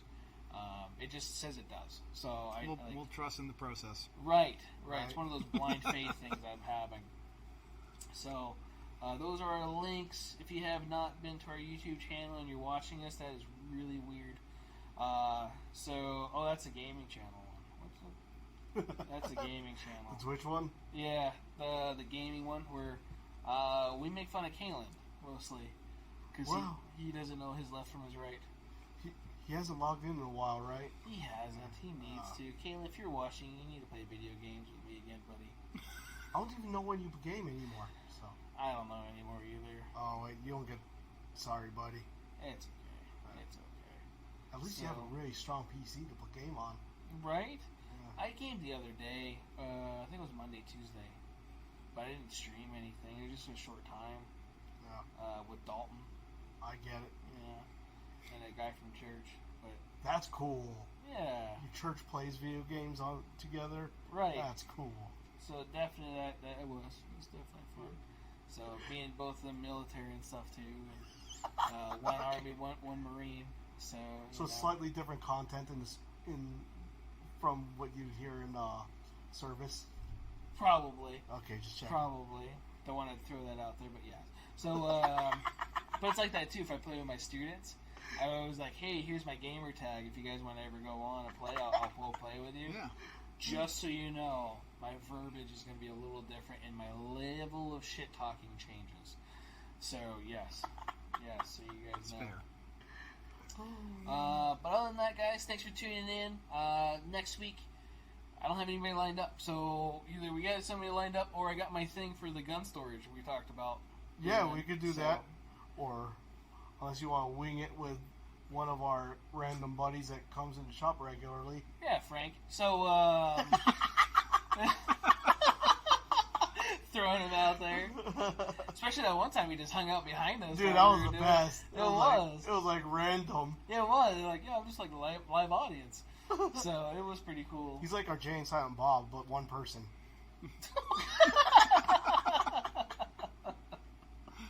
Hey, there you are. There you are. Thanks, Kalen. I forgot he changed his name. Did he? He did. Oh, okay. It's Stay Vigilant now. You're right. Yes. Did you have to change your name because they canceled you? Right? Oh, man, Right. he was canceled on Facebook real quick. Yeah. I don't think that's too hard to have happen. Right. I think you have to log in. Yeah. Add friend. Oh, fuck. You know who my friends are. Yeah. I'm surprised I haven't caught a 30-day ban yet. Right? Again. Ugh. Ugh.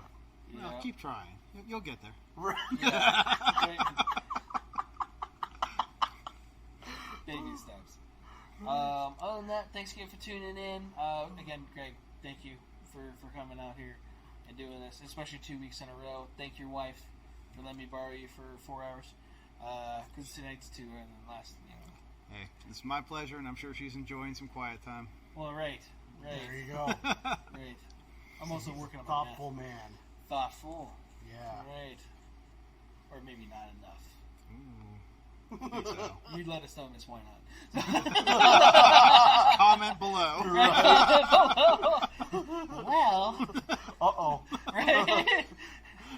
I don't know Greg's wife. I don't want to say anything. They also out of respect. Well, he's been gone since early this morning with guns, so I don't know. And with that being said, no, she's awesome, and I appreciate the opportunity to be here, and I definitely appreciate being able to keep on going today and get over here for it. So thank you all very much. No problem. no, I appreciate you. What are you eating? Oh, it's something. Yeah, you. It's something. He's looking at me like, what do you mean, me? something pink. Oh, going back at it. Mm. All right. So I gotta figure out what Buddy's eating. It might make an exit later. Right? Figure out what this little pink thing just came out of your butt. Yeah, you. All right. Thank you guys. Take care. Have a good night. Be safe. Get training. Where's the ending thing? There it is. I've never used it. Me neither.